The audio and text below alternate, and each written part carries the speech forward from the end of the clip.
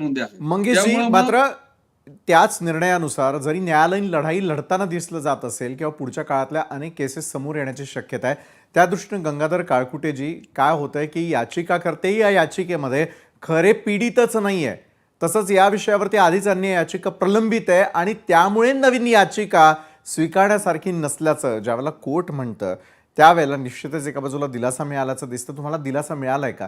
ज्या प्रकारे आता ॲडव्होकेट मंगेश ससाणे म्हणालेत की कुठल्याही प्रकारचा दिलासा मिळालेला नाही आहे, त्यामुळे याच्यातून आपण बाहेर निघणं गरजेचं आहे आणि गैरसमज पसरवला जातोय.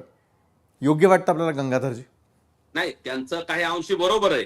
आम्हाला हा दिलासा नाही, पण एक चांगली सुरुवात आहे आमच्यासाठी. शुभशकुन आहे असं आम्ही मानतो. बरं. त्यांनी सांगितलंय त्यांच्या याचिका आहेत, बरोबर आहे त्यांचं, परंतु ते कायद्याचे अभ्यासक आहेत, त्या योग्य बोलतायत त्यांच्या दृष्टीने. बरं. परंतु आम्ही सुद्धा आमचे कायद्याचे अभ्यासक असतील, आमचे सगळे तज्ञ लोक आहेत आणि राज्य सरकार आहे, त्यांचे हे जी त्यांचे जे वकील मंडळ आहे राज्य सरकारचे, ते सगळे आमची सुद्धा बाजू मांडतील ना.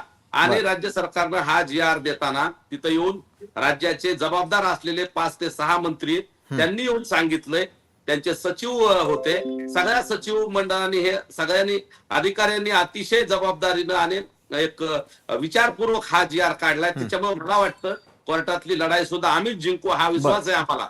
त्याच्यामुळं सरकार आणि आम्ही आमची बाजू मांडू आणि नक्की कोर्टाला आम्ही हा जी.आर कसा योग्य आहे आणि ते नक्की पटवून देऊ. त्यात नक्की आम्ही यशस्वी होऊ आणि मराठा समाजाला याच्यातून लाभ व्हावा यासाठी अजून जे काही पुरावे म्हणतायत किंवा यांनी सांगितल्याप्रमाणे ज्या ज्या दाखले किंवा शपथपत्र द्यावे लागते त्या आधारे अगोदरही काही कायदे होते, परंतु हा जरा अतिशय प्रभावी कायदा काढलाय त्याच्यामुळे तो कोर्टात नक्की टिकेल असा आम्हाला आशावाद आहे. आणि बरं, आशावाद निश्चितच असावा. पीटी चव्हाणांसाठी प्रश्न आहे. पीटी चव्हाणजी,